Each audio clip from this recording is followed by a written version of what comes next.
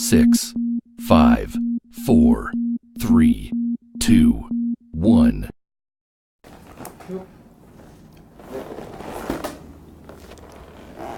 안녕하세요. 안녕하세요. 의학계의 대국민 정책 대담 의학설전. 오늘 지난번에 오감도 TV였는데 저희가 이제 그 피드백을 받아보니까 제목하고 좀 연결이 안 된다. 물론 설명을 했지만 그래서 이제 속 시원하게 딱 누구나 봐도 알 수 있게 의학설전으로 이렇게 시작하기로 했습니다. 오늘도 아미타 3456님 안녕하세요. 예, 반갑습니다. 네. 반갑습니다. 저희가 이제 지난번에 방송 마치고 네. 소통을 얘기를 했었는데 네. 저희 그 시청하시는 분들하고 소통을 못해서 네. 우리 반성을 많이 했잖아요. 그렇죠. 체리님, 예, 안녕하세요. 안녕하세요. 한 분 한 분 다 이렇게 인사하면 안녕하세요, 리자님. 시작 못할 것 안녕하세요. 같은데요? 네. 자, 오늘은 저희가 주제가 지금 아주 핫한 이슈죠. 인보사 사태, 그 다음에 의사 양성 과정과 공공의대 설립 이 두 가지 주제로 이제 저희가 얘기를 하려고 하는데요. 인보사라는 얘기를 좀 처음 접했을 때, 저는 이 이름이 이게 정확하게는 V의 SS여서 인보사 이렇게 되더라고요. 이게 실제로 인보사. 이제 코오롱 티슈진이라고 미국에 있는 그 법인에서 약을 만들어서 전혀 한글하고는 상관없는데 이 인보사를 들었을 때 저는 무슨 회사 이름인 줄 알았어요. 사자가 들어가니까. 그리고는 인보사업이라고 이렇게 또 이렇게 그 봉사활동하는 사업을 인보사업이라고 하죠. 근데 전혀 다른 신약이었습니다. 유전자 치료 신약이고요. 한번 들어가 보겠습니다. 허지웅이라는 때문에 들어오셨다고. 예, 저 종종 그 허지웅이라는 그 칼럼니스트죠. 원래는 영화평론가 하다가 제가 이제 방송계에 친구가 있는데 얘기를 들어보니까 이분은 거의 연예인이래요. 허지웅이라는 사람이? 예, 이제 원래는 영화 칼럼니스트고 책을 좀 내서 이제 좀 베스트셀러 작가고 TV에도 연예 프로나 여러 개 많이 나오잖아요. 네. 아마 그 사람이 썰전도 했었고 아마 마녀 하여튼 그런 것도 했었던 것 같은데 최근에 미우새도 했었고. 네. 그래서 이제 허지웅이라는 이름이 이렇게 좀 돼서 오히려 이렇게 얘기할 때 허지웅에서 반갑게 맞이하는 건 좋은데 네. 가끔 이제 허지웅을 검색을 하면 저는 거의 안 나와요. 저의 자료를 찾고서 검색하면 온통 허지웅이만 나옵니다. 만해사냥, 예, 맞습니다. 근데 지금 거기 연예계에 허지웅이 있다면 네. 약업계에는 또 약사 허지웅이 있는 이렇게 지금 되고 있는 거 아닌가요? 예, 맞습니다. 예, 체리님 그렇게 이해해 주시면 될 것 같습니다. 일단 인보사의 정식 명칭은 인보사 K 주는 이제 주사에서 주사제입니다. 그러니까 정확한 공식 허가 명칭은 인보사 K주입니다. 그래서 이 개요를 한번 볼게요. 왜냐면 이제 이 인보사라는 얘기가 어렴풋이 드셨거나 들어도 정리가 안 되는 분을 위해서 제가 좀 자료를 여기저기 좀 다 이미 언론이나 또는 여기 보실 것 같이 코오롱 생명과학에서 이제 정리한 내용입니다. 1998년, 그러니까 이 약이 20년이 걸린 거예요. 그러니까 저희로서도 좀 이 문제가 잘 해결되길 바라는 게 시청자 분들은 잘 아시는지 모르겠지만 신약 개발이 되게 어렵습니다. 보통 15년에서 20년이 걸리고 전임상 단계에 거쳐서 1상, 2상, 3상 다 거치고 약이 허가가 나오거든요. 거기에 많게는 1000억 단위에서 조까지 가기도 하고 실제로 인보사도 개발비가 1100억이 들어갔어요. 물론 이제 이 문제가 여러 가지 문제가 되는 것 중 하나가 국가에서도 이제 어떤 발전을 위해서 한 100억대가 넘는 세금이 들어갔습니다. 그러니까 지원을 해준 거죠. 국가 사업으로. 그런데 이제 이게 지금 결론적으로는 기억하시는 거지만 이제 항우석 박사님 사태랑 비슷하게 이게 정말 대국민 사기가 아니라 전 세계인을 상대로 한 어떤 좀 불명예스러운 일이 되지 않을까 저도 좀 노심초사하고 있는데요. 근데 제가 이 주제를 가지고 오늘 의학설전을 한다고 하니까 좀 공부를 좀 해봤는데 여기저기 좀 물어봤는데 여러 교수님들께서 말 조심하라고 했습니다. 일단 왜냐하면 저보고는 결론이 안 났는데 만약에 확실하지 않은 걸 가지고 단정을 지으면 주식하시던 사람들 주주께서 이걸 만약 보시면 우리한테 소송을 걸 수도 있다라고 말씀하시더라고요. 그래서 확실한 정보만 가지고 네네. 그럴 수도 있고 아닐 수도 있는데 이거 네. 판단은 시청자가 하는 걸로 네. 해야 될 것 같습니다. 오늘 방송은 지금 송 선생님 말씀하신 것처럼 되게 민감한 사안입니다. 그래서 저희가 말씀드리는 거는 지금 언론에 이미 보도된 자료고 또한 이것도 보도된 자료이지만 아직 결론은 안 났습니다. 지금 가까운 시일 내는 5월 중으로 미국에서 최종적으로 어떻게 결론나게 된 게 이게 그러니까 미국에서 3임상을 시작하면서 이 사태가 이 물질에 대한 문제가 생기면서 멈췄거든요. 그래서 그 부분에 대해서 미국에서 최종적으로 임상을 진행할지 안 할지가 사실은 주요한 모멘텀이 될 수 있습니다. 그래서 저는 개인적으로 잘 됐으면 좋겠어요. 왜냐하면 그 어려운 우리나라 어떤 신약 개발 여건에 정말 전 세계를 상대로 크게 한번 홈런을 날린 케이스이기 때문에 잘 해결했으면 좋겠습니다. 일단 그래서 간략하게 개발 일지를 보면 이제 98년에 개발을 결정을 하고 이게 이제 미국의 그 티슈진이라는 이제 CMO라는 이런 유전자 치료제를 개발하는 게 아직 우리나라는 좀 뭐라 그럴까요? 좀 많지도 않고 그러다 보니까 미국에서 시작을 했어요. 그래서 그 다음에 오히려 한국에 들어와서 티슈진 아시아라고 했지만 그게 지금의 코오롱 생명과학, 우리나라의 코오롱 티슈진이라는 회사가 또 하나 있습니다. 예. 같이. 그래서 이제 그 설립하게 된 모태가 된 거죠. 그러니까 이 인보사 하나로 코오롱이라는 그룹이 코오롱 생명과학을 설립한 정도로 그룹 차원에서도 그 아주 큰 블루칩이었고 기대주였고 나라 입장에서도 우리나라 입장에서 되게 관심받는 그런 제품이었습니다. 그래서 2006년에 보시는 것 같이 이렇게 오래 걸려요. 어떤 신물질을 설계를 하고 발견을 해도 벌써 임상 들어가는 것도 거의 10년이 걸렸죠. 1상을 2006년에 승인을 했고 9년에 2상, 13년에 3상을 승인했습니다. 그리고 이제 미국으로 넘어가서 미국은 2015년에 3상을 돌입을 했죠. 그러면서 이제 수출도 합니다. 기술 수출을. 그래서 이제 일본의 미쯔비시 다나베하고 5천억 규모 수출 계약을 했는데 최근에 이제 이거하고 관련이 있는지 없는지 모르겠지만 계약은 파기가 됐습니다. 그래서 국내에서도 이제 이 외국에서 이렇게 임상 승인하고 국내에 승인하면서 최종적으로 이게 임상하는 건 이제 허가를 받기 위한 건데요. 2017년 7월에 시작적 허가가 됐고 출시가 됐습니다. 그래서 지금까지 3,500여 명, 뭐 임상까지 합하면 임상이 한 150 몇 명이 참여를 하셨는데 거의 3,700명이 네. 예, 인젝션 주사니까요. 예, 그 약을 투약을 받으신 겁니다. 투여를 주사제로. 참고로 이제 관절염 치료제의 시장 규모는 국내는 1조고 전 세계적으로 이제 45조에 해당하는 어마어마한 규모이죠. 실물은 이렇습니다. 이 두 개의 앰플이라고 할까요? 주사제니까 되어 있는데 일반 연골세포가 들어가 있는 배양액이 하나 있고 그 다음에 이제 유전자 변이를 통해서 이게 이제 연골세포가 들어가면 그 안에서 이제 자라나야 되거든요.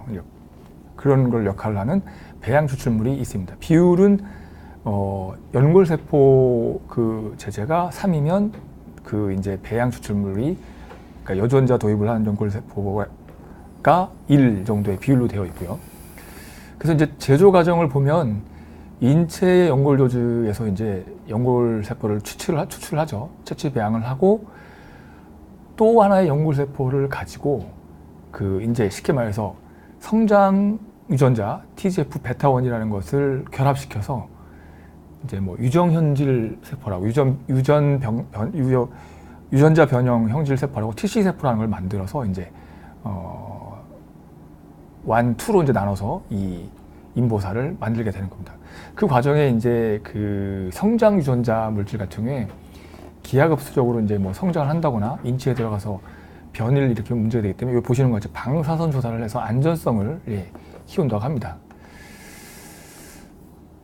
네, 뭐 지금 보니까 미국에서 임상시험 되면 너무 오래 시간 걸리지 않나요? 이렇게 나왔습니다. 100년 동안 안 끝난 것도 있대요. 그렇죠. 미국에서는. 네네. 그 수준의 뭐 차이보다는 거기에 이제 어떻게 보면 허가 절차이기 때문에 그런 것들에 좀 기를 수 있는 것 같습니다. 뭐 이거는 추가적으로 더 이 케이지 정보를 제가 한 거는 이제 이거 코오롱에서 그래서 이제 아까도 말씀드렸듯이 20년간 1,100억을 코오롱이 투자를 했고 세계 최초입니다. 그러니까 관절염을 이 유전자 치료로 개발한 거 그리고 또 허가를 밟은 거, 허가를 득한 거는 코오롱이 처음이고 국내에 그래서 29번째 신약으로 이렇게 되어 있습니다. 3,500명이 투여를 했고요. 임상 빼고. 근데 이제 문제가 됐던 게 그 미국의 3상을 승인받는 과정 중에 그 아까 말씀드렸듯이 연골세포였다고 생각했던 것이 T씨세포가 심장에서 추출한 세포였다는 거죠. 참고로 이 심장세포가 문제가 되는 건 그 연골세포였다면 그 인체에 투여했을 때 무한 증식을 하지 않습니다. 안전하다는 거죠. 근데 신장세포는 우리가 여러 가지 임상에서도 많이 쓰고 있는데 인체에는 쓰지 않는 이유가 이게 무한 증식을 해서 선생님 잘 알겠지만 이제 암세포가 이제 그런 길을 따라가거든요. 무한 증식하면 그게 몸에 이제 어떤 문제를 일으킬지 모르니까. 그래서 그러니까 코오롱도 대처를 저는 잘했다고 봐요. 그렇게 미국에서 임상이 멈춰지면서 알고 봤더니 연골세포가 아니고 심장세포였다는 것을 바로 시각처에 보고를 했습니다. 그래서 시각처가 일주일간의 수고 끝에 국내 판매를 중지를 시켰죠. 네.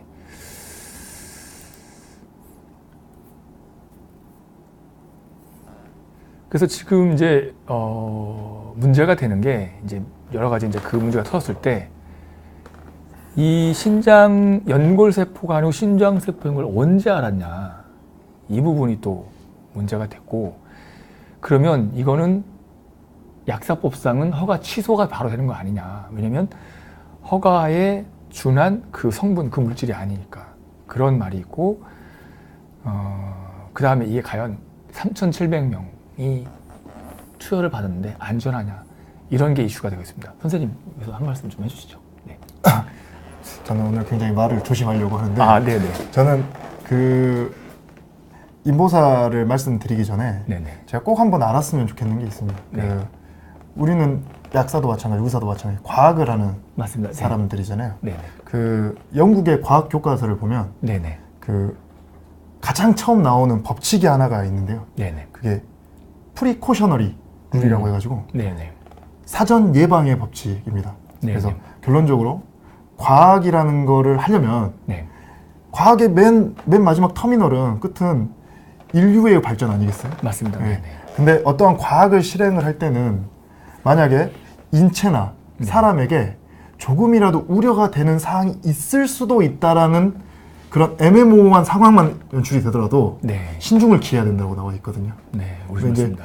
그게 한번 우리가 뒤돌아봐야 될 이번 인보사 사태 그게 아니었나 이런 생각. 이거는 이제 마무리 멘트 같은데 거의. 근데 좋은 말씀이세요. 네. 그래서 이 인보사 사태에서는 가장 중요한 건 그건 것 같아요. 그 인보사 그 K주가 실제 내 몸에 해로운 수도 있다는 거를 인지를 했냐 안 했냐. 이게 제일 중요한 쟁점이 될 거라고 저는 생각을 합니다. 저도 잘 몰라서 네. 이번에 공부를 하면서 예. 막 무슨 분자생물학책도 좀 보고 맞습니다. 기사도 좀 보고 그랬습니다. 이렇게. 저도 이제 인보사가 이제 유전 그 치료제라는 걸 알고 예전에 이제 고등학교 때 잠깐 생물 시간에 배웠던 거랑 이제 학부 때 배웠던 그런 기억의 가물가물 떠오르면서 이번 방송을 준비하면서 전발 그 이 인보사 관련해서 다 훑었습니다. 훑어서 머릿속에는 되게 많은데 사실 정리가 좀 어렵더라고요. 그래서 저희 그 의학설전에서는 오늘 인보사 사태가 실제로도 5월 중하순에 미국에서 좀 어느 정도 좀 이 사태의 어떤 그 시금석이 될 수 있는 어떤 판정이 나오는데 저희가 추가적으로 인보사 사태는 계속 업데이트해서 방송을 하려고 합니다. 다시 한번 정리하면 사람의 연골세포 즉 H세포라고 하는 일액이 있고요. 그 다음에 이제 형질전환세포 T세포라는 이액이 있습니다. 25%가 되고요. 문제가 되는 건 바로 이 이액이 국내 임상과 허가받을 땐 연골세포로 허가를 받았는데 미국 임상에서 어떻게 보면 15년, 20년 가까이 지난 다음에 연골세포가 아니고 심장세포에서 추출한 것이라는 게 발견이 돼서 지금 올수습되고 온 나라뿐만 아니라 전세적으로 지금 크게 이슈가 되고 있는 그런 상황입니다. 그래서 이제 반론도 만만치 않습니다. 이제 이 코오롱 입장에서는 그 TC 세포를 만들 때 그 무한 증식 세포를 만들다 보면 신장한 세포에서 추출하는 그런 과정인데 거기서 일종의 오염이 돼서 그것이 증식된 것 같다. 그러니까 코롱도 몰랐다는 그런 반론이 있고요. 그러니까 저희는 오늘 어떤 한쪽을 또 얘기할 수 없기 때문에 그 양쪽의 모든 의견을 네. 다 얘기하려고 합니다. 그리고 이제 안전성에 대해서 이 부분은 코오롱이 좀 자신 있게 말하는 것 같아요. 왜냐면 최초의 일상, 국내 임상을 12명, 1임상, 1상이 물론 적긴 하지만 12명이 투여를 했거든요. 그로부터 11년이 지났어요. 근데 11년 동안 쉽게 말해서 이제 이거를 투여해서 문제가 되는 게 가장 큰 게 이제 그 암으로 발전하는 뭐 이런 거겠죠. 근데 전혀 어떤 부작용, 그런 어떤 종양이나 어떤 무한 증식 세포로 생길 수 있는 그런 어떤 부작용이 없었습니다. 그래서 그 코오롱 측의 주장은 우리가 물론 몰랐던 거긴 하지만 15년 동안 3,500명이 투여했을 때, 3,700명 가까이 투여했을 때 아직까지 부작용이 없었고, 물론 결론적인 얘기입니다. 뒤에 또 계속 반복되는 얘기인데 앞으로도 15년 동안 투여받은 모든 환자를 자기네들이 모니터링 하겠다. 그러니까 책임은 지겠다고 합니다. 그래서 이게 이제 기업윤리 얘기도 나오는데 코오롱의 자세가 저는 되게 좀 일단 긍정적으로 말씀드리고 싶은 게 바로 알렸고요. 문제가 됐을 때 바로 식약처도 알렸고 그 이후에 그 3,500명, 3,700명의 환자에 대해서 회사에서 책임지고 모니터링하고 관리를 하겠다. 이렇게 일단 얘기하는 상황입니다. 물론 이제 그 진실에 대해서는 저희가 알 수 없는 거고 어떻게 앞으로 지금 왜냐면 많은 소송도 지금 뭐 들어가 있고 고발도 검토되고 이런 상황에서 어떻게 할지 모르죠. 현재까지의 상황은 회사가 적극적으로 일단 그 알렸고 해명을 하고 있습니다.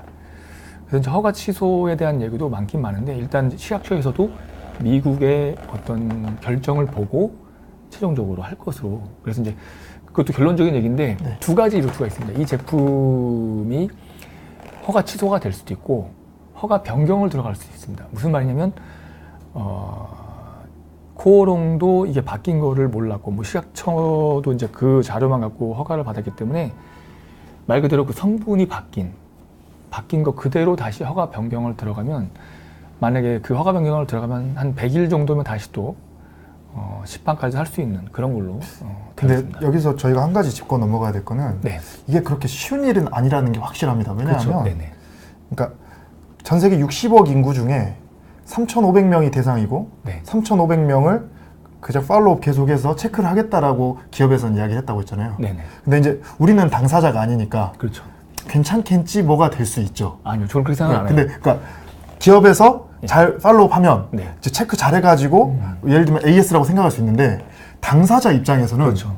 엄청난 겁니다. 왜냐하면 이제 뭐가 진실인지는 아직 밝혀지지 않았는데 네네. 이 하나의 우려감, 네네. 내 몸에 암세포 주사를 맞았다 그렇죠. 라는 우려감이 있는 당사자 입장에서는 네. 단 하루도 잠이 안 올 수가 있어요. 그럼요. 그러니까 이거에 대해서는 이게 책임을 어떻게 지는 방식이 뭐 옳고 그르냐를 떠나서 이거의 문제에서는 저는 이렇게 쉽게 해결할 문제라고 보기는 좀 어렵다고 봅니다. 그렇죠. 네.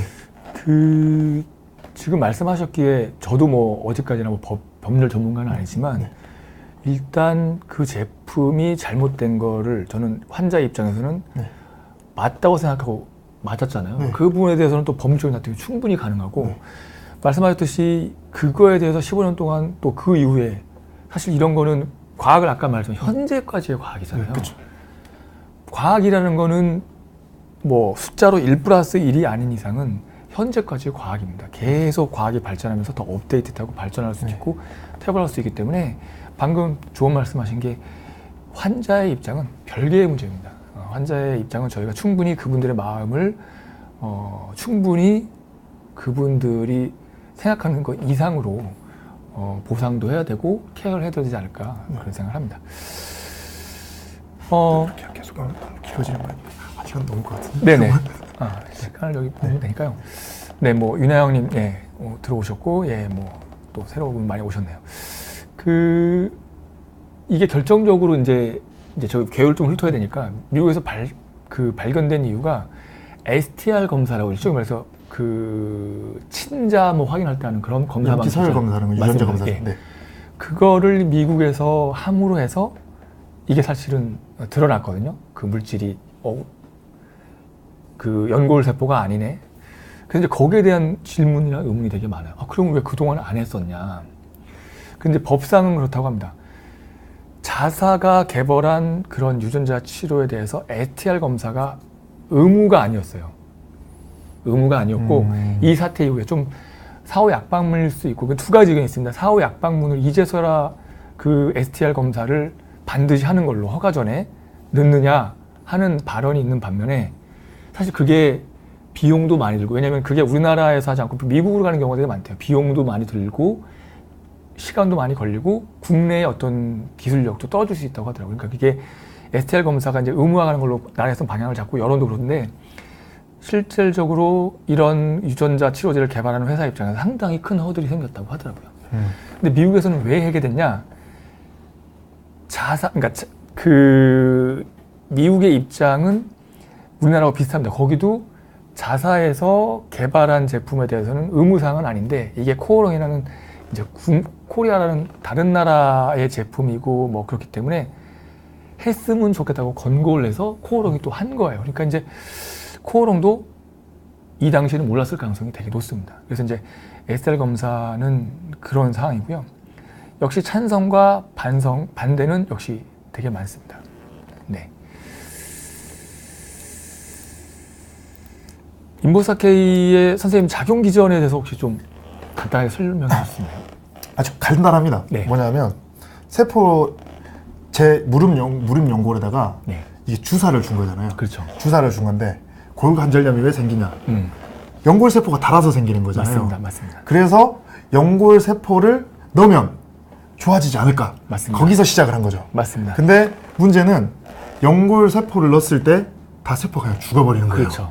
그래서 죽어버리기 때문에 이 죽어버리는 걸 막아보자 그렇죠. 해가지고 유전자 재조합을 한 세포를 같이 넣은 게 인보사인 거잖아요. 그렇죠. 근데 핵심이 그 유전자 재조합을 한 세포도 연골세포고 원래 연골세포 이 두 개를 넣어가지고 막 이렇게 잘 자라가지고 통증을 다 감소시키고 골관절염 사람들한테 좋게 했다 라고 생각했는데 네, 우리가 네. 근데 아까 말했다시피 유전자 재조합을 해가지고 잘 자라게 하는 세포가 네. 연골세포가 아닌 세포가 있었더라. 이게 문제 아니겠습니까? 네. 근데 이제 여기서 그 보니까 이 슬라이드에서 보면 대부분 이제 성장 촉진인자들, 인터류킨 이런 거 있잖아요. 맞습니다. 이런 것들이 나오는데 진짜 오랜만에 그 생화학이랑 그 생리학 공부하느라 혼났습니다. 저희 공부 많이 하고 왔습니다. 네. 그 말씀하신 거 좀 애들을 하면 그 이제 연골을 많이들 이제 이해하실 거예요. 연골이 이제 나이가 드시면 닳아서 없어지죠. 그럼 통증도 심하고. 근데 이제 그 과정 중에 방금 하신 인터루킨이나 뭐 사이토킨 이런 염증 물질이 엄청 많이 분배돼서 더 붓고 통증도 있습니다. 그래서 이제 인보사가 이제 뭐 연골세포 하니까 들어가서 그러면 연골이 막 자라나는 거야? 근데 그게 아니었습니다. 자라나지는 않았고요. 그래서 허가 때도 사실은 자라나는 게 아닌데 이제 임상을 하면 통증 완화에는 효과가 있습니다. 그래서 그 부분으로 허가를 받았습니다. 그러니까 연골이 자라나서 치료하는 게 아니라 여기 보시면 이제 그 인보사를 투여했을 때 원래 그 아까 말한 그 염증이 많을 때 이제 M1 대식세포라고 염증을 막 유발하는 게 되게 많습니다. 인보사를 투여하면 M2 대식세포라고 염증은 오히려 이렇게 줄어드는 그런 걸로 안에 이제 물질이 바뀌는 거예요. 그래서 통증이 줄어나는 그래서 이제 구조 개선을 기대할 수 있다. 그런 그러니까 통증의 이런 그 고리라고 그러죠. 염증으로부터 시작해서 그걸 고리를 차단하는 그런 게 작용 기전이었는데 어쨌든 임상을 국내에 패스한 거는 통증 완화에는 이제 뭐 코오롱 입장의 자료도 보면 효과는 있었다고 나옵니다. 근데 이제 더 딥하게 들어가면 왜냐면 언론 보도 통해 나온 걸 보면 허가 당시에 좀 문제가 많았습니다. 뒤에 이제 말씀을 좀 드리겠습니다. 예, 그렇게 되어 있고요. 생각나면 그 부분을 말씀드리면 어떤 문제가 있었냐면 그 당시 이 유전자 치료제라는 거는 쉽게 말해서 그 생물 유래고 사람한테 직접 치료하기 때문에 엄격한 관리, 엄격한 허가 프로세스였어요. 그래서 두 가지 조건을 만족시켜야 했습니다. 희귀 질환이고 정말 생명에 위독할 정도의 그런 병, 질환이죠. 그거 플러스 이 치료제가 정말 기존의 치료제하고는 획기적인 완전히 패러다임을 바꾸는 이 두 가지를 충족시킬 때 유전자 치료제라는 허가를 받을 수 있었어요. 그런데 이제 이게 약간 이제 여기서부터 항우석 그 박사 사태랑 비슷해지는 게 갑자기 그때가 2015년 이전 정부 뭐 정부라는 표현을 쓰고 싶지 않지만 그때 그 새누리당 박인순 의원인가요? 박인수 의원이요? 예, 박인수 의원이 법안 발의를 합니다. 너무 타이트하니까 둘 중에 하나만, 그러니까 엔드가 아니라 하나, 오화로.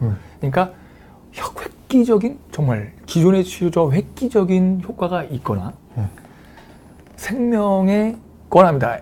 오합니다. 또는 생명에 정말 치명적이고 희귀질환 막 이럴 때는 하자. 어느 쪽 하나만 충족시키면은 허가를 주자로 발의를 했고 또 통과가 됐어요. 근데 이제 그 부분에 대해서 논란이 많은 게 이 인보사가 결과적으로 아까 말했던 통증 완화만 결과적으로 그 작용 규정이나 임상에서 효과를 받았고 허가도 통증 개선으로만 나왔거든요. 그러니까 기존에 사실은 선생님 잘 아시지만 그 관절염 환자분한테 많은 진통 소염제라든가 여러 가지 뭐 치료제를 통해서 통증 완화에는 많은 약들이 있습니다. 그러니까 그 부분이 과연 획기적이냐 이런 논란이 있었고 퇴행성 관절염 이 통증이 과연 생명의 지장을 초래하느냐. 그래서 좀 허가 때도 그 중양약심이라고 이제 이건 허가를 소관하는 부서에서도 1차, 그러니까 첫 번째로 트라이 했을 때는 이제 반려가 됐었어요. 근데 이제 그 인원이 일부 나가고 새로 인원이 추가되고, 그러니까 인원이 나간 상태에서 다시 회의를 열어서 통과를 시켰죠. 그래서 이제 여러 가지 말들이 많습니다. 뭐 뒤에 더 말씀을 드릴 거고요. 아, 네. 정권이 바뀌면 말이죠. 뭐 의심이 가는 거잖아요. 뭐 이렇게 말씀하셨는데, 어디까지나 저희는 이제 그 많은 언론 보도나 그런 시민단체나 하나의 의견으로 말씀드릴 수밖에 없습니다. 뭐, 예.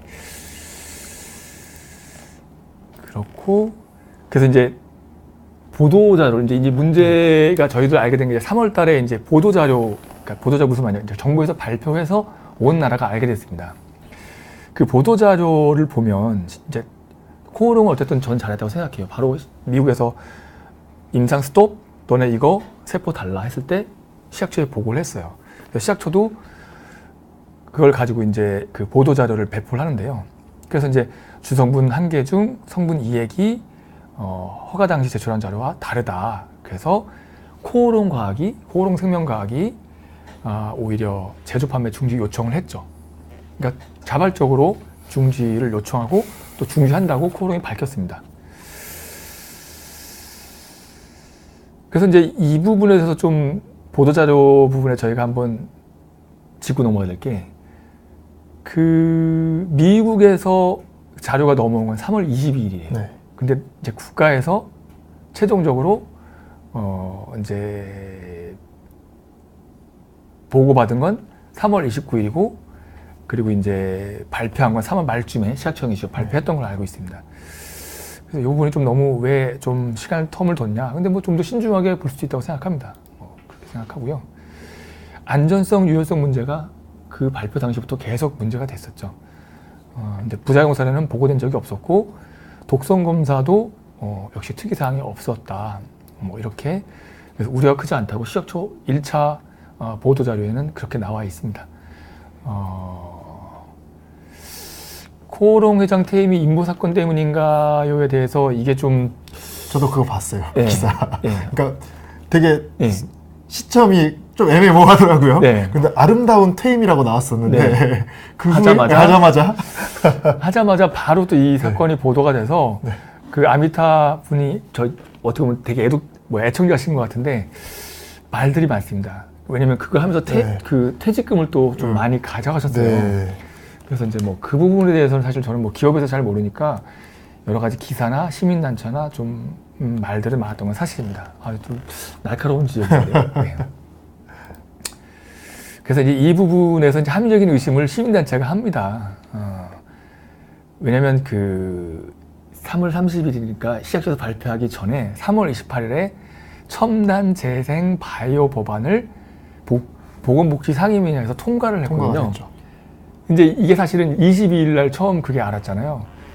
요 법안 통과에 문제가 될까봐 일부러 좀 시간 간격을 둔 거 아니냐는 그런 의혹이 있습니다.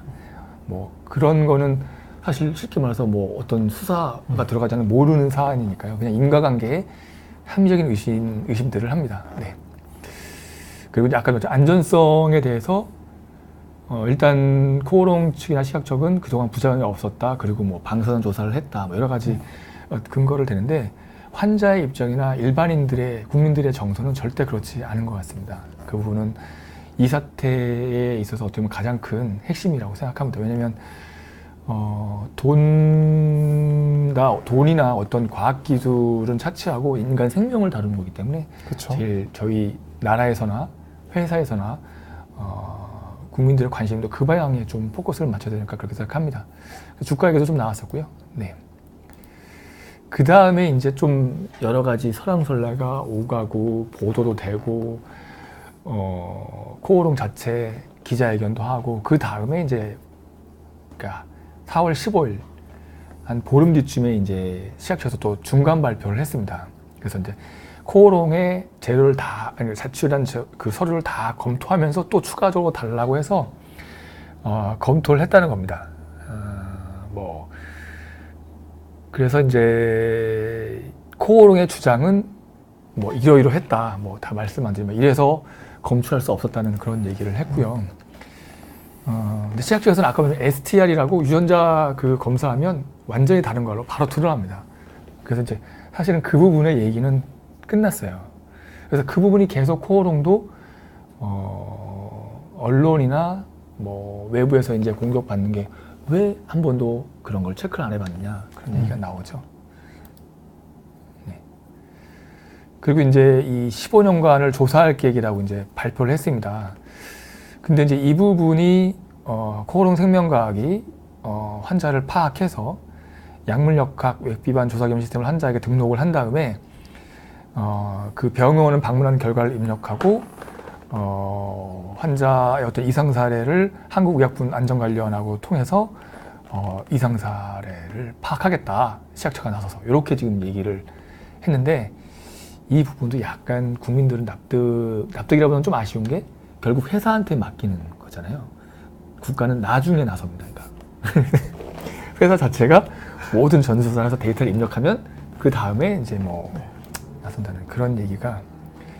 그래서 이제 재발 방지 대책이 아까 말씀드린 첨단 재생 의료 및 첨단 바이오 의약 분야 법률이 있는데 이때 지금 아직 우리 국회가 맨날 지난번에 또 말씀드린 국회가 싸우고 있는데 그때 이 부분을 충분히 반영하겠다 뭐 이렇게 하고 있습니다. 근데 글쎄요 뭐 이게 그때 상황을 보면 네. 3월 달에 그 첨단 재생 바이오법이 심사를 될 때 제가 또 이제 제 휴민트를 발동을 해서 네네. 좀 들어봤어요. 네네. 여기저기서 네네. 이 법에 대해서 반대하지 말아라는 압박이 왔다고 하더라고요. 여기저기로. 그래가지고 반대를 하지 말라고 했는데 이제 주식을 하시는 분들 사이에서는 이 첨단 재생 바이오법이 통과가 되면 만약에 네네. 3월, 4월 국회 통과가 되면 이제 신약을 개발한 회사들이 주가가 폭등할 것이다 라는 걸 사전 예측을 했다고 해요. 왜냐하면 그때 이제 신약 개발하는 회사들은 통과를 기정사실화하고 있었거든요. 네네. 그래서 실제로 통과가 되고 나서 다음 날 관련 주가들이 굉장히 폭등했다고 하더라고요. 네네. 복지위 통과를 하고 나서. 근데 이 인보사 사태가 막 터지는 바람에 법사위에서 잡히게 됐죠. 네. 그래서 이거 가지고도 좀 희비가 갈리는 사람들도 좀 있었다 이렇게 생각이 돼요. 사실 뭐 저는 주식을 안 해서 사실 잘 모르겠습니다. 근데 제가 봤을 때는 입장을 바꿀 때 주식하는 분들도 좀 충격이 컸을 것 같고요. 예, 김크리스탈님 처음 보는 분한테 반갑습니다. 예, 윤리와 도덕이 개입되면 예, 어떤 신념과 주장한테 자유로울 수가 없네요. 예, 옳으신 말씀인 것 같고요. 시각처의 이제 전문성도 궁금해하시긴 하네요. 그래서 이제 지금 연일 보도되는 자료, 뭐 기사나 시민단체의 주장도 바로 그겁니다. 시각처에서 본도 전문성을 가지고 이 허가 과정이나 임상 과정에 적극적으로 개입하고 왜냐하면 이 부분에 시각처가 계속 지금 공격받는 이유가 2017년 그 허가를 받을 때 지금 이제 시각처장의 전입니다. 그러니까 이 정권 얘기를 자꾸 하면 안 되는데 하여튼 식약처장이 막 바뀌고 나가면서 그 내부 얘기나 외부에 알려진 바로는 급하게 허가를 완료하고 합리적 의심스러운 부분이 좀 있더라고요. 제가 보니까. 그래서 식약처가 계속 지금 이 인보 사태에 자유롭지 못합니다. 네. 그래서 이제 이 재검증의 책임 회피 문제라든가 환자 추적하는 것도 지금 약간 책임 회피에 대해서 식약처가 계속 말을 받고 있습니다. 그래서 아까 말씀드렸던 거고. 네. 선생님 또 뭐 인보사 요 사태에서 또 말씀 끝나시는 거예요? 제가 말씀해 주시죠. 그 인보사 사태에 대해서 제가 찾아봤고 공부를 좀 해보니까 제가 이제 의료인이나 환자의 입장을 떠나서 그냥 단순히 국민적 입장일 때 어떠한 게 쟁점이 될 수 있을까를 좀 생각을 해보았습니다. 이제 환자 그 주사를 맞았던 환자한테 주사를 맞았던 그 환자 주사 맞은 환자의 입장에서는 좀 왔다 갔다 할 수 있잖아요. 저는 그러니까 그런 걸 다 배제하고 그냥 일반 국민의 입장에서 생각을 해보면 쟁점 딱 두 가지인 것 같아요. 하나는 코오롱 회사의 이 세포가 바뀌는 사실을 알았냐 몰랐느냐. 인지 여부입니다. 왜냐하면 코오롱에서 만약에 이걸 알면서 그렇게 했다. 그러면 그냥 기업 하나에 자질의 문제가 생기는 거거든요. 그래서 그 기업은 이제 사실은 원래 그러면 엄청 문제가 생기겠죠. 기업 하나의 문제가. 근데 몰랐다. 그렇게 되면 어떻게 되냐면 이게 국제적 망신이 되는 겁니다. 이게 대한민국에. 이제 만약 몰라서 이렇게 했다 돼버리면 이제 우리나라에서는 신약 개발해가지고 여기저기에다가 임상시험을 세계적으로 하기가 좀 어려워져 버려요. 그렇죠. 왜냐하면 신뢰의 관계이기 때문에. 맞습니다. 왜냐하면은 선진국들은 신약 개발 과정이 굉장히 까다롭고 복잡하게 돼 있으면서 이런 것들을 사전 예방하기 위한 단계적 고리를 엄청나게 채워놨거든요. 맞습니다. 근데 만약에 코오롱이 알면서 그랬다고 하면 코오롱 회사 하나의 책임이 될 수가 있고 근데 몰랐다 그러면 대한민국 기업들의 수준 저하가 돼버리는 거죠. 맞습니다. 그래서 그게 문제가 될 수 있고 두 번째는 저는 식약처의 사실 인지 여부가 또 하나의 또 쟁점이라고 볼 수 있겠습니다. 하나는 식약처에서 알면서도 이렇게 허가를 해줬다. 만약 그랬으면 그 특정 부류 만약에 이렇게 결탁을 한 특정 부류가 이거에 대해서 책임 소재를 묻고 이제 발본 세권을 해가지고 이런 일이 없도록 만들면 되는 거잖아요. 근데 두 번째 식약처 만약 몰랐다. 이건 완전 큰 망신입니다. 왜냐하면 잘 아시겠지만 식약처라는 게 미국의 FDA를 그대로 벤치마킹해서 우리나라 식품의약품을 관리를 제대로 해보겠다라고 설립한 게 식약처 아니겠습니까? 대한민국 식약처. 근데 만약에 식약처에서 이 사실을 사전에 인지하지 못했다. 그러면 대한민국 국민들이 이제 우리나라 식품이나 의약품에 대해서 신뢰하기 어려워져 버리는 거죠. 그래서 그 두 가지 쟁점을 국민적 차원에서 좀 쟁점이 될 수가 있겠다. 저는 그렇게 생각합니다. 지금 말씀하신 부분을 제가 다행스럽게인지 하여튼 슬라이드를 띄워놓고 있는 게 이 아까 제가 허가 과정에 좀 애매한 부분이 있다. 외압이라든가 이제 어떤 식약처의 능력과 별개로 어떤 당시의 정권의 외압이나 어떤 뭐 이게 의심이 좀 되는 게 2017년 4월에 중앙약심에서 이렇게 7명 중 6명이 반대할 정도로 이유가 안전성 담보할 수 없고 그거에 대해 효능도 효용 대비 위험성이 크다. 증상 완화로 유전자를 허가할 수 이런 식으로 반려가 되는데 식약처장이 퇴임하기 직전에 바로 7월 그러니까 몇 개월 뒤에 바로 허가를 해버렸어요. 그리고 계속 코오롱은 상을 받은 상황이었고요. 그리고 그 뒤로도 보면은 이제 이게 출시한 다음에 이 유전자 치료 기간이 급격히 58곳이었는데 898곳으로 엄청 늘어났죠. 이게 이 투여할 수 있는 병원이 완전히 인증하기 위해서 완전히 뭐 온 나라가 막 그랬던 것 같아요. 그리고 이제 이 문제가 마지막에 또 제가 말씀드린 게 이게 700만 원입니다. 한 번 주사를 투여받는데 이게 치료가 1년 갈 수도 있고 3년 갈 수도 있고 그게 영구적으로 되는 것도 아닌데 700만 원인데 이게 350명이 투여받은 그런 데에는 실손보험이 또 연계되어 있다는 얘기가 나왔어요. 그래서 이 부분에 대해서는 저희도 좀 국민 모두가 좀 한 번쯤 생각해 보될 게 이게 과연 본인의 부담이었다면 이게 이제 비급여 항목으로 아마 이제 실손보험으로 갔던 것 같은데 이 부분도 한번 저희가 한번 말씀을 드리고 지나가도록 하겠습니다.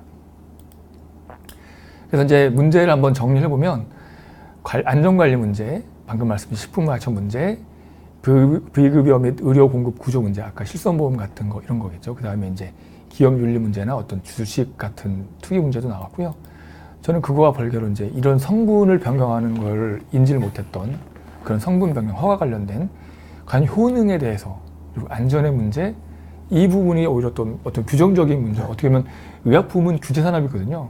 우리가 어떻게 보면 그 부분이 되게 느슨하거나 또는 되게 엄격했던 게 갑자기 풀리면서, 그러니까 규제 완화가 반드시 좋은 게 아닙니다.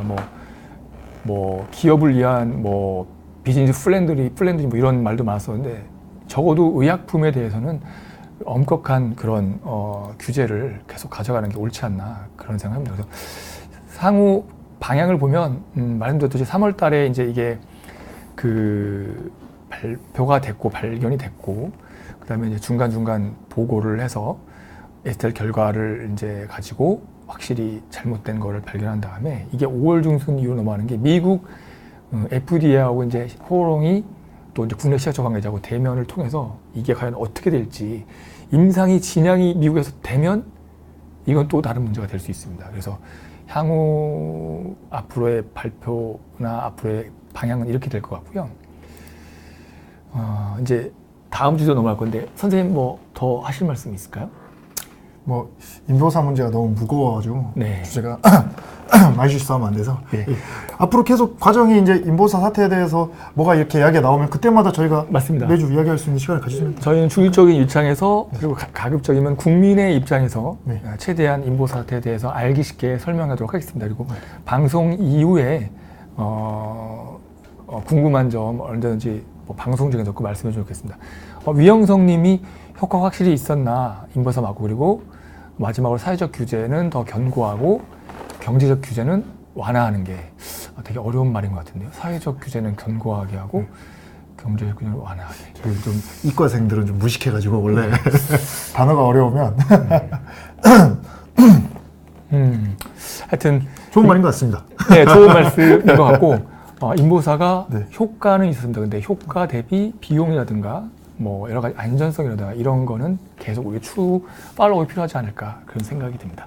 네, 저 두 번째 주제는 이제 의사 양성, 대한민국의 의사 양성 과정과 최근에 이제 맞물려서 공공의대를 국가에서 설립하기로 했는데 이 부분에서 약간 좀 이슈가 되고 있습니다. 이 부분에 대해서 일단 우리 그 송 선생님께서 간략하게 이 부분에서 좀 네. 모두 발언 좀 해주시죠. 아주 네. 간단하게 말씀을 드리고, 처음 주제는 너무 무거웠으니까 이건 좀 가벼운 주제잖아요. 네네. 뭐 건강권과 직결하거나 그런 건 아니니까. 네네. 네. 이제 우리가 의사, 뭐 약사 이렇게 하면 네. 뭐 하면 의사가 되지? 뭐 하면 약사가 되지? 이런 게 좀 있을 수가 있잖아요. 네네. 네. 그래서 네네. 저희가 이제 의사는 어떤 과정을 거쳐서 될까라는 네네. 걸 한번 간략하게 말씀을 드리면, 네네. 혹시 네. 선생님 학교 갈 때 의과대학이 굉장히 수능에서 높았었나요? 저는 이제 개인적으로 그 학력고사와 수능을 다 봤는데요. 네. 둘 다 높았죠. 의과대학 그때도 높았어요? 물론 학력고사가 더 높았죠. 학력고사. 네, 시간이 지날수록 좀 약간 좀 근데 네. 제가 저희 누나한테 물어봤더니 네. 의과대학이 지금 약간 수능에 거의 탑 클래스를 계속 찍어가고 있잖아요. 그게 네네네.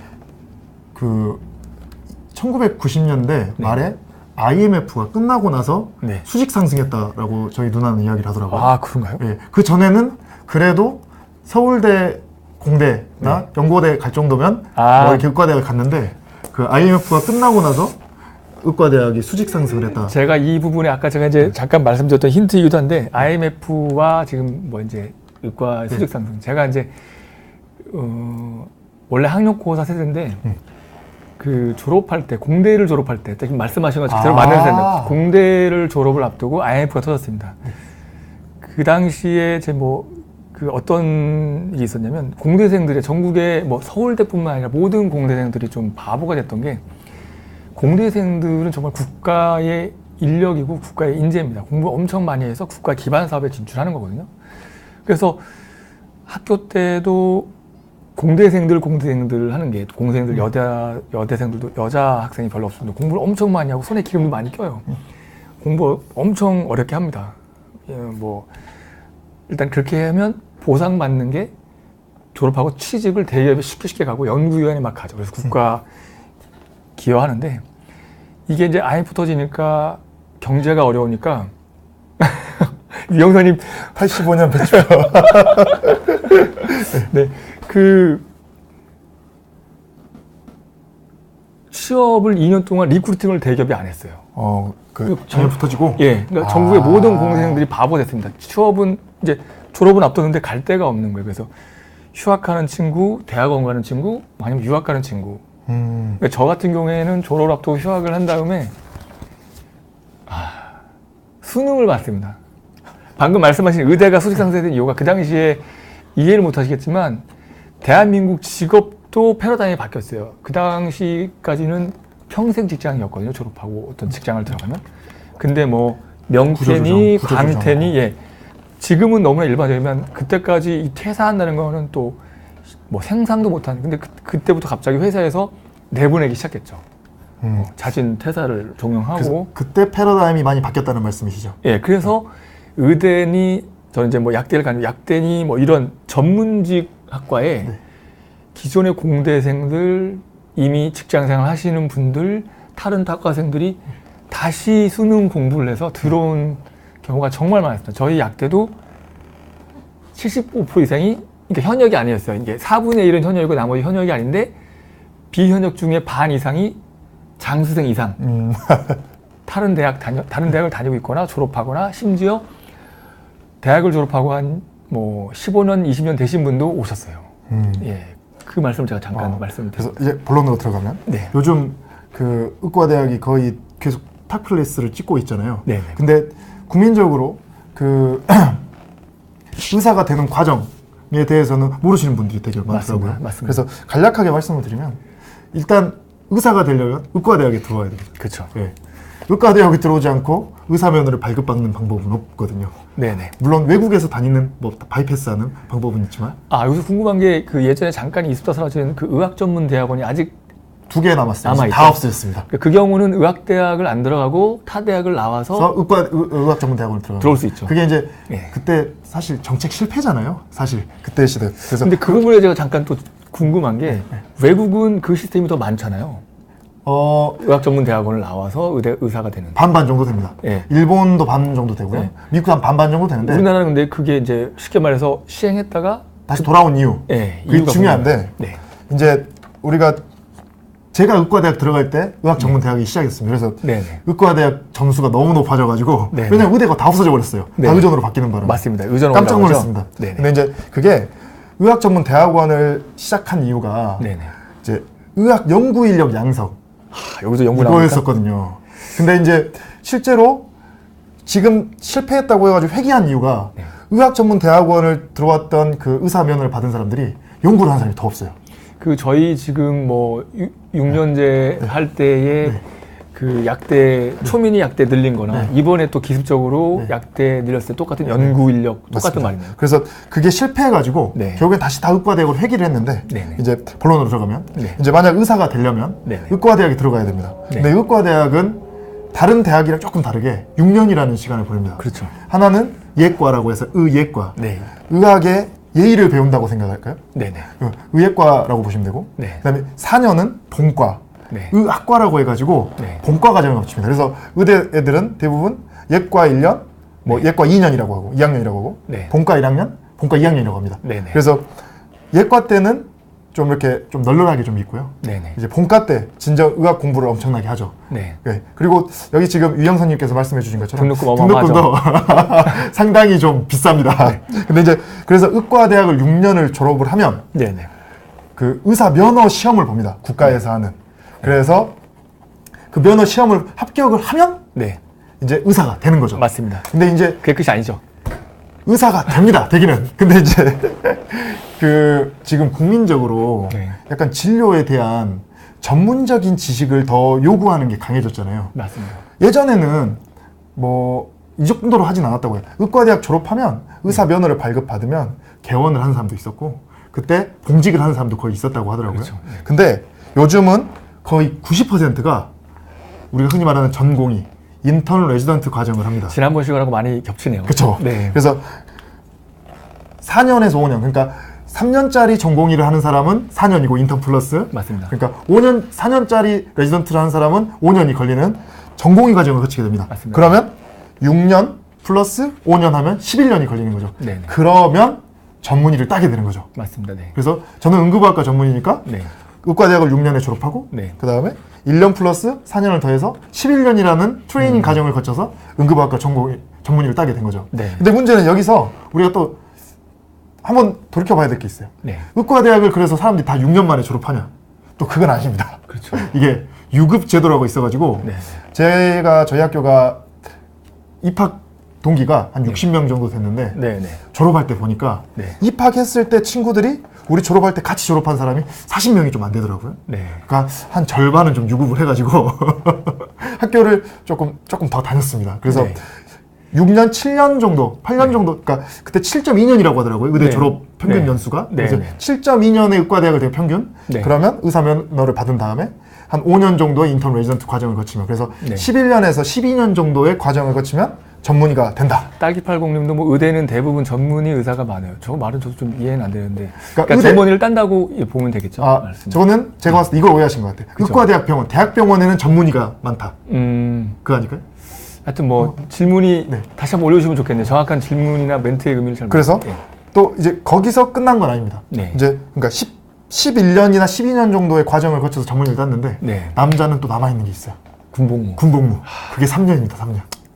군의관이나 공중보건의사. 네. 그게 3년을 더 가요. 그래서 네. 남자는 14년에서 15년 정도 걸린다고 생각하시면 되고 맞습니다. 네. 여자는 이제 군복무는 없으니까 네, 네. 11년, 12년 정도 걸려서 맞습니다. 우리가 국민들이 원하는 전문의가 되는 거죠. 잠깐 아까 저기 질문하신 장성일님 질문에 의무사관학교가 있었으면 이런 말을 하시는데 이게 공공의대랑 좀 연관이 될까요?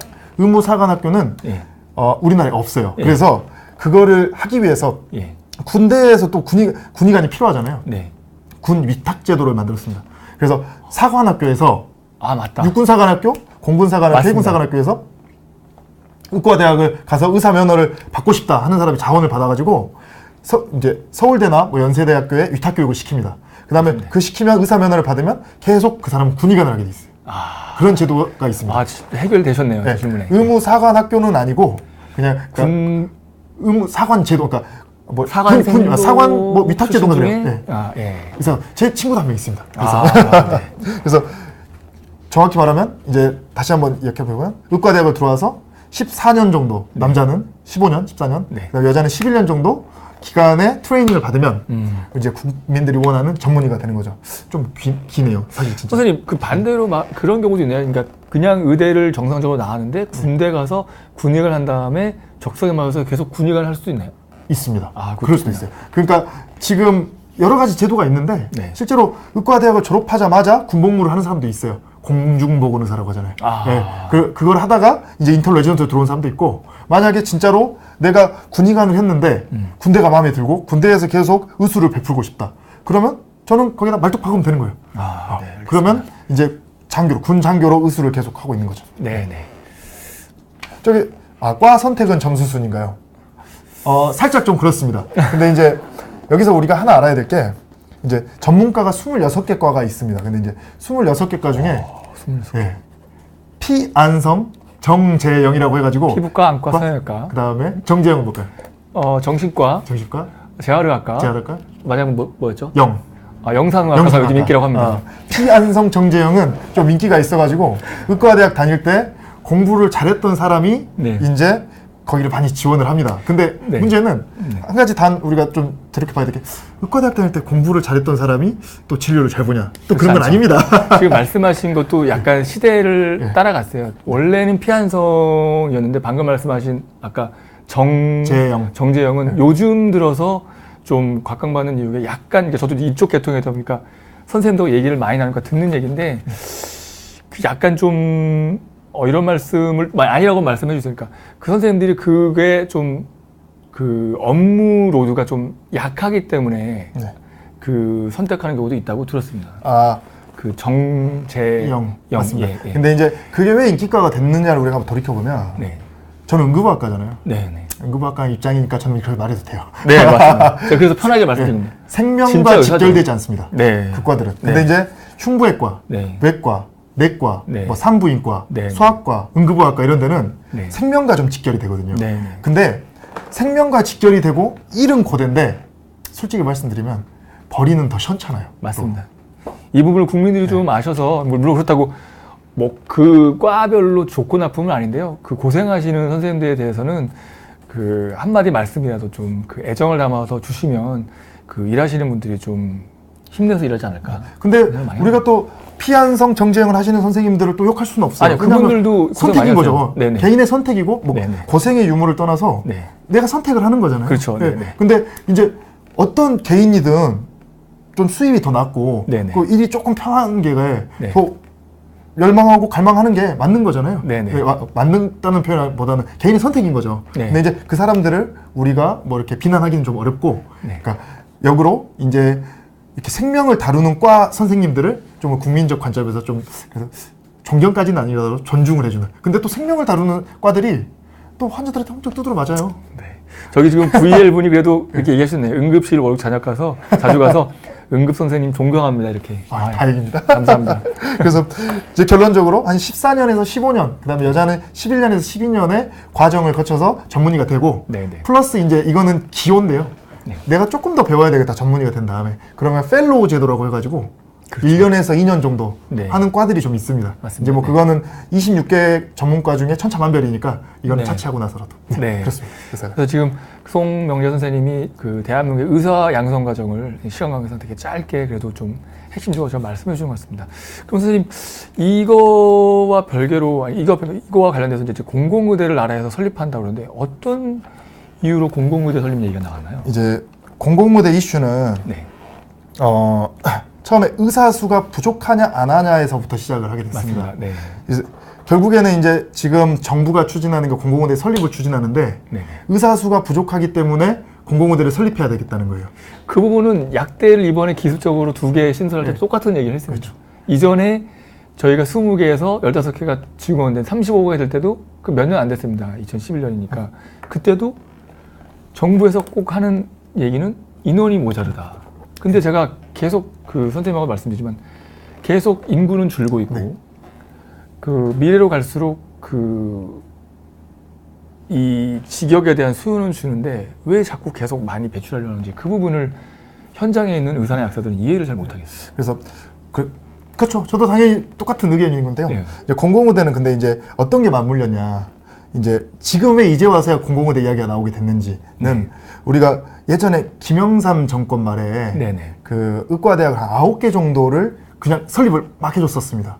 그래서 그때 이제 1995년도, 96, 97, 98까지 했었는데 이제 그래서 전국에는 41개 의과대학이 있었어요.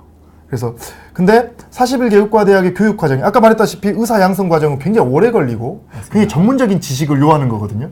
근데 이제 그때 설립을 하고 나서 이제 문제가 되는 의과대학들이 좀 있었어요. 뭐 교육이 좀 부족하고 부실 교육을 받는다 이런 것들이 있었는데 근데 하나 둘 다 해결을 하고 있었습니다. 근데 이제 나머지 한 의대가 해결을 못했었어요. 그게 이제 서남대학교 의과대학인데 이게 2017년 말에 정부에서 전격 폐교를 시켜버립니다. 서남대 의과대학을. 근데 그러면 우리가 의과대학 설립이 1995년도에 됐는데 2017년에 폐교가 된 22년의 세월이 걸려서 부실의과대학을 속관했단 말이죠. 근데 공공의대를 2018년 작년이죠. 작년 4월에 갑자기 당정 그러니까 여당과 보건복지부가 공공의대를 설립하겠다고 갑자기 발표를 해요. 정말 의료계와는 전혀 의견 교류가 없었습니다. 의학교육을 하시는 분들이랑도. 근데 이제 왜 그랬을까요? 혹시 합리적 의심이 좀 가능할까요? 근데 요게 저는 그 주제를 보면서 뭐랑 되게 비슷하면 공공의대가 그 나라에서 쉽게 말해서 육성을 시켜줄 테니 졸업 후에 의사가 모자르는 또는 의료 취약시대에 가서 근무해다오. 저희 지난 방송 시간에 계약학과, 약대 계약학과랑 많이 비슷하거든요. 그래서 이 부분에 대해서 지금 이제 정부에서 생각을 잘못하는 게 그 의사나 약사가 필요함에도 불구하고 안 가는 이유를 정원에 맞춰서 생각할 게 아니라 왜 안 가는지 어떤 처우라든가 근무 여건이라든가 이런 거를 개선시켜주면 충분히 국가에서 지금 뭐 공공의대를 설립하던 계약학과에 지원을 하던 뭐 공공제약사기도 나왔거든요. 어쨌든 그런 거에 비용 대비 충분히 더 효과가 있을 거라고 생각하거든요. 그래서 저희가 지금 말씀드리는 게 방향을 좀 2018년 4월 네. 공공의대를 설립한다고 발표를 했는데 네. 그게 이제 남원에 공공의대를 설립한다고 한 거예요. 갑자기. 네. 근데 이제 우리가 합리적 의심이 좀 가능한 게 네. 2018년 6월에 지방선거가 있었잖아요. 남원에 있는 서남대가 폐교됐으니까 남원에 의과대학을 설립해 주겠다고 하는 거예요. 왜냐면 그때 거기까지는 몰랐습니다. 전북에서 좀 들끓었거든요. 왜냐하면 군산에 있는 GM 공장 무너졌죠. 네네. 그다음에 현대중공업 폐쇄했죠. 그 남원에 있는 서남대 폐교됐죠. 근데 이제 서남대 의대가 폐교되니까 사실 이제 전북 그쪽 사람들이 막 들끓고 일어났죠. 왜 대학을 폐교시키냐. 네네. 그래서 지방선거의 공약 사업처럼 저는 느껴졌어요, 사실. 4월에 발표를 갑자기 기습 발표를 했어요. 왜냐하면 2017년 12월에 서남대를 폐교했는데 2018년 4월에 의대를 설립하기 발표한다는 게 가능한 건가요?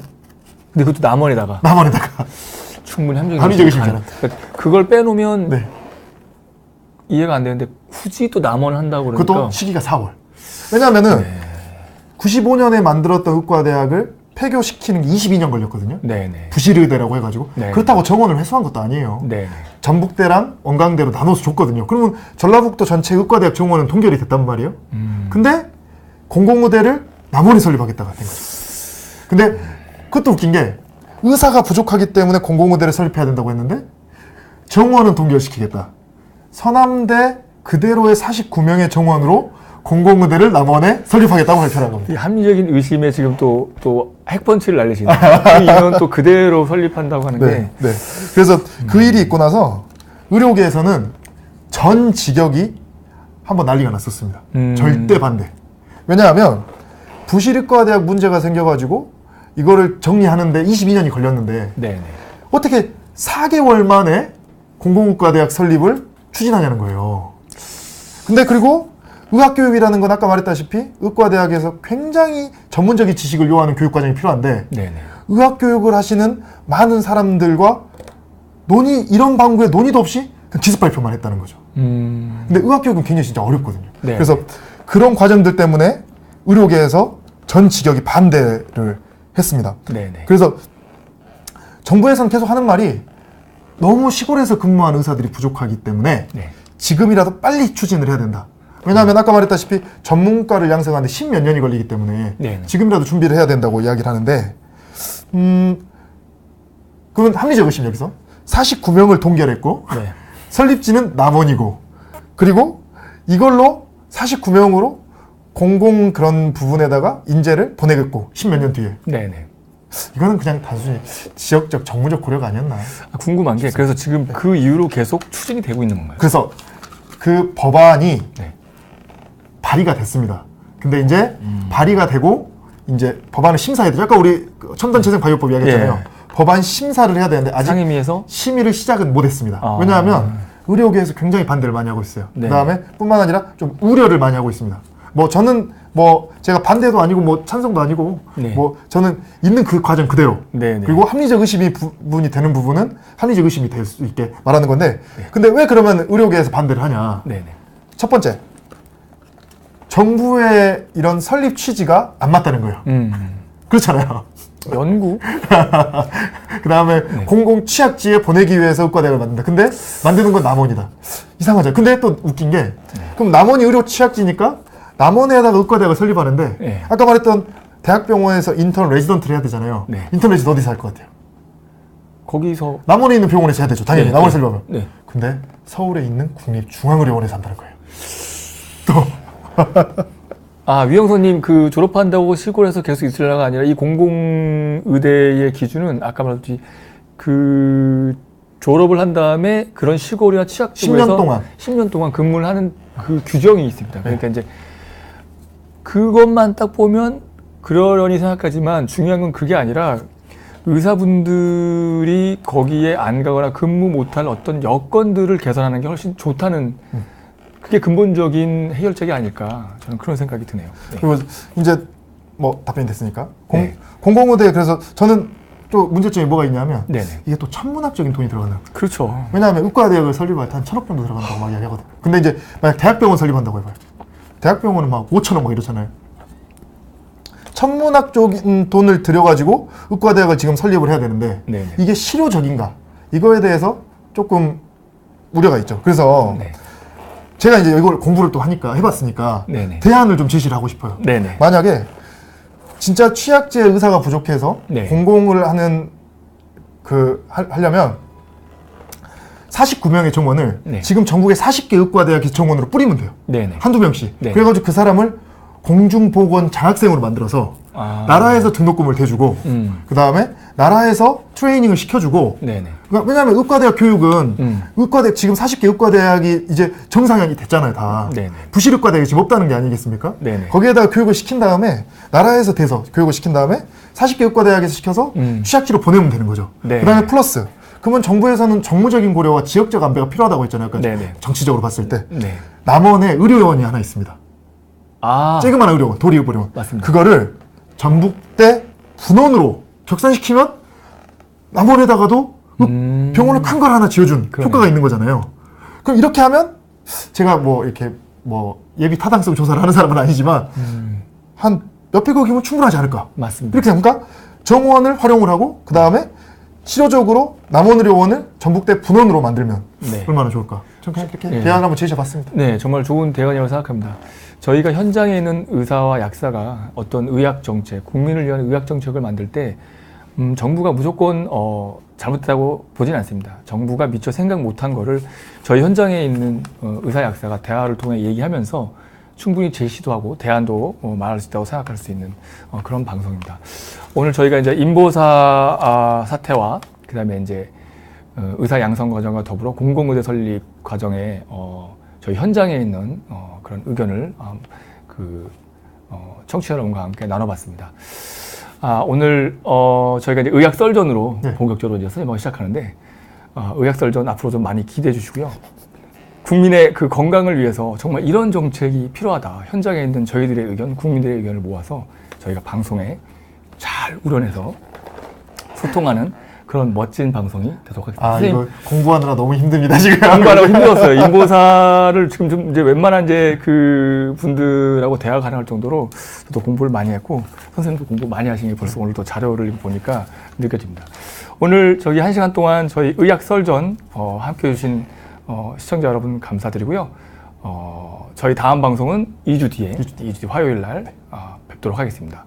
여러분 시청해주셔서 감사합니다. 감사합니다. 이렇게 하면 안녕.